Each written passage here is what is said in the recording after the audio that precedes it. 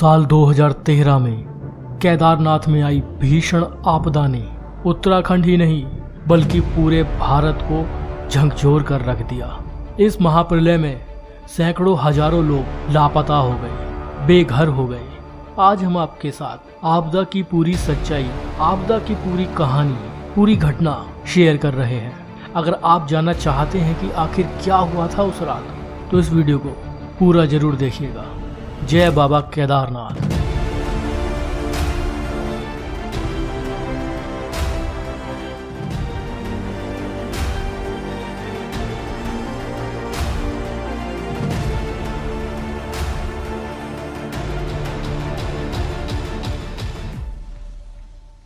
चौदह मई 2013 इस साल भी बाबा केदारनाथ धाम के कपाट धूमधाम के साथ खोले गए। लोगों में वही उत्साह, वही उमंग थी।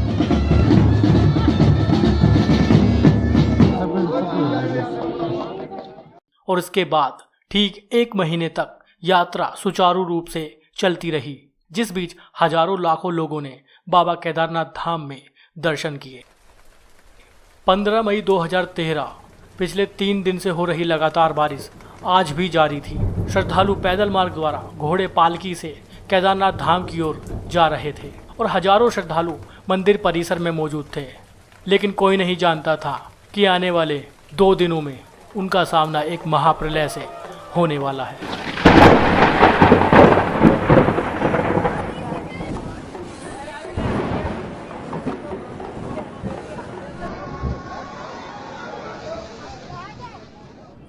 पंद्रह जून 2013 से केदारनाथ घाटी में भारी बारिश शुरू हो गई थी। ऐसी बारिश वहां के लोगों ने पहले कभी नहीं देखी थी। 16 जून को भी बारिश जारी रही। इस दौरान केदारनाथ के आसपास के पहाड़ों पर झीलों में भारी मात्रा में पानी भर गया था और ग्लेशियर भी पिघलने लगे थे। केदारनाथ में तीर्थ यात्रियों, पुजारियों समेत अन्य लोगों की भीड़ भरी हुई थी और वे बारिश रुकने का इंतजार कर रहे थे। लेकिन किसी को यह खबर नहीं थी कि 16 जून की शाम को आखिर क्या होने वाला है।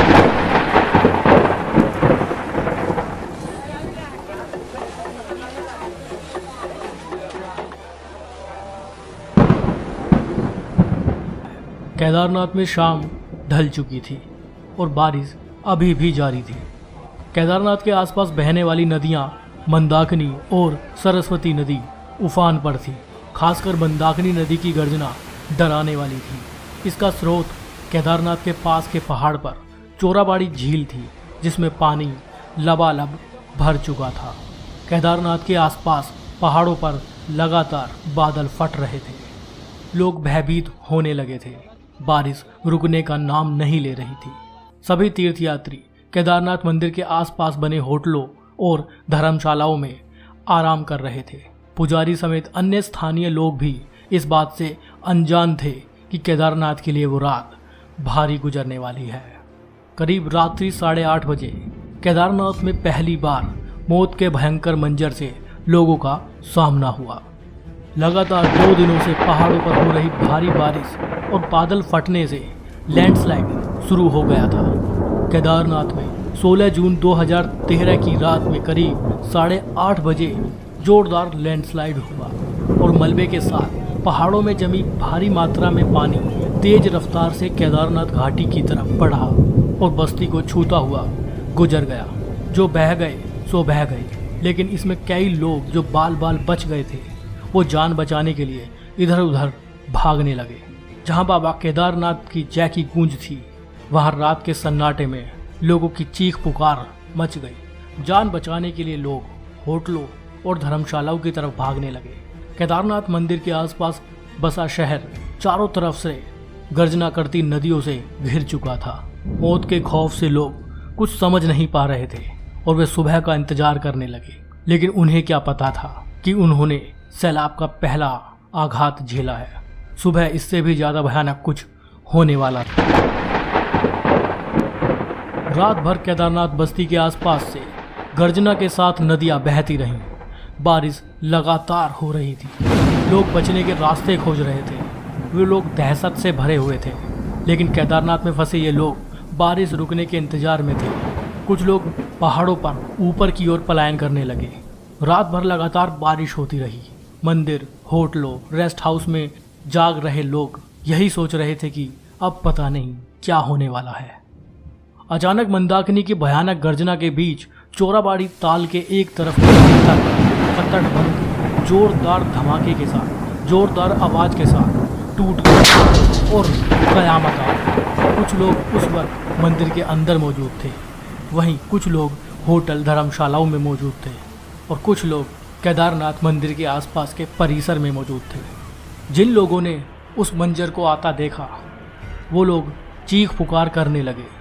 ताल का सारा पानी मलबा, पत्थर, बड़ी बड़ी चट्टानों के साथ तेज गति से बहता हुआ केदारनाथ बस्ती की ओर तहस नहस करता हुआ होटलों, घरों, रेस्ट हाउस, दुकानों को मिट्टी में मिलाता निकल गया और पीछे से सैकड़ों मौतों का ऐसा मंजर छोड़ गया जिसको देखने वालों की रूह कांप गई।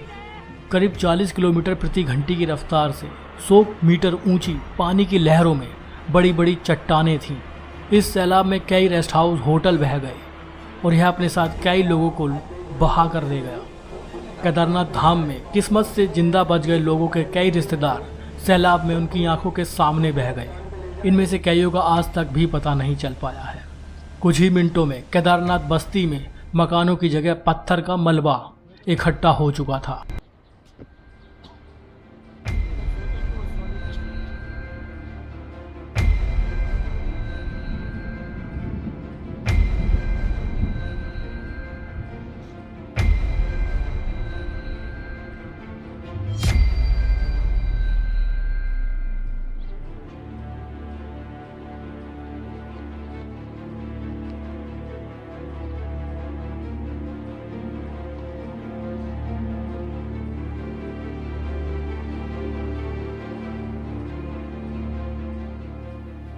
चोराबाड़ी ताल से निकले तबाही के सैलाब के रास्ते में जो भी गांव आया वहां भारी तबाही मची। रामबाड़ा और गौरीकुंड के इलाकों में जान माल का भारी नुकसान हुआ।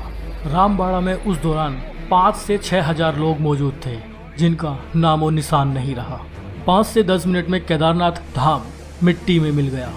आंखों के सामने जिगर के टुकड़े बहते चले गए और सैलाब में ओझल हो गए।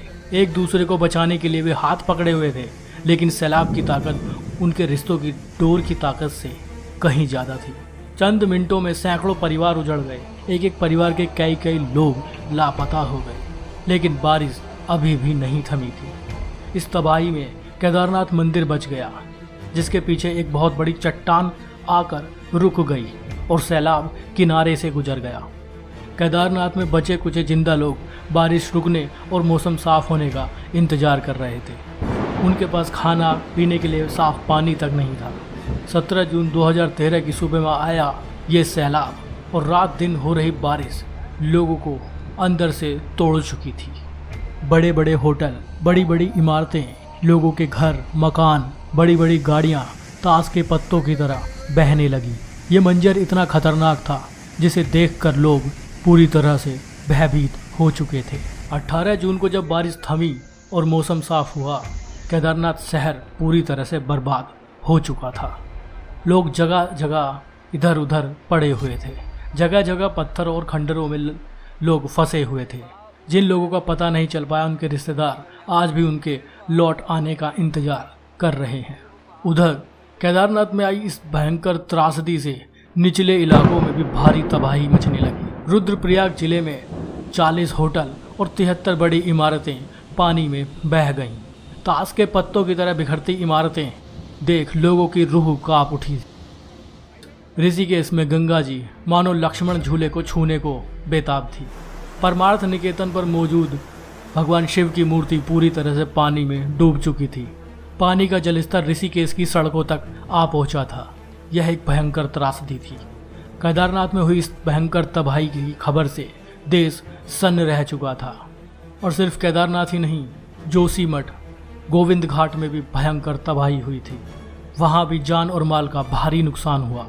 लेकिन इन सब के बीच देहरादून में मौजूद प्रशासनिक अधिकारियों को, सरकार को खबर तक नहीं लग सकी। केदारनाथ धाम की पूरे राज्य से कनेक्टिविटी पूरी तरह से टूट चुकी थी। बिजली, टेलीफोन, सब नेटवर्क ध्वस्त हो चुके थे।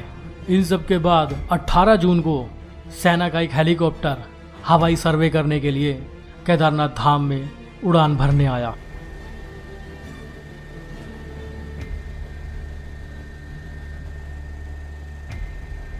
पहले वे इस मंजर को देखकर विश्वास नहीं कर रहे थे। उन्होंने देखा कि रामबाड़ा तो पूरी तरह से तबाह हो चुका था। रास्ते जगह जगह से टूट चुके थे। केदारनाथ धाम में मची इस भारी तबाही को देखकर शासन और प्रशासन भी सन्न रह गया। वे समझ चुके थे कि तबाही बहुत बड़े पैमाने पर हुई है। लोग जगह जगह फंस चुके थे। रास्ते भी जगह जगह से टूट चुके थे। लोग पहाड़ पर ऊपर की ओर पलायन कर रहे थे। जान बचाने का सिर्फ एक यही रास्ता उनके पास मौजूद था। घर जाएगी नहीं जाएगी।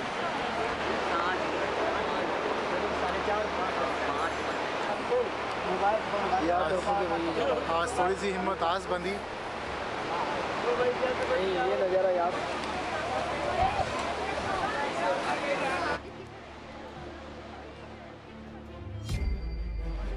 अब अंदाजा लग चुका था कि त्रासदी बहुत बड़े पैमाने पर है। लोग जहां तहां पहाड़ों पर भूखे प्यासे 3 दिन से फंसे हुए हैं।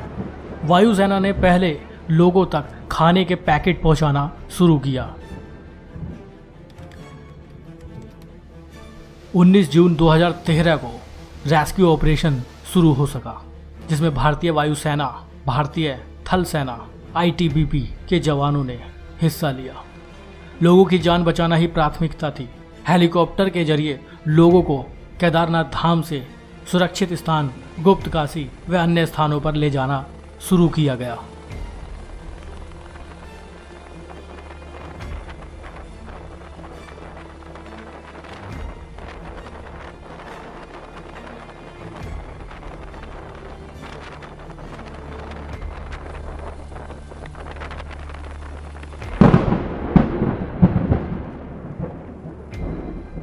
केदारनाथ में आई इस भयंकर त्रासदी से पूरी केदार घाटी नष्ट हो चुकी थी।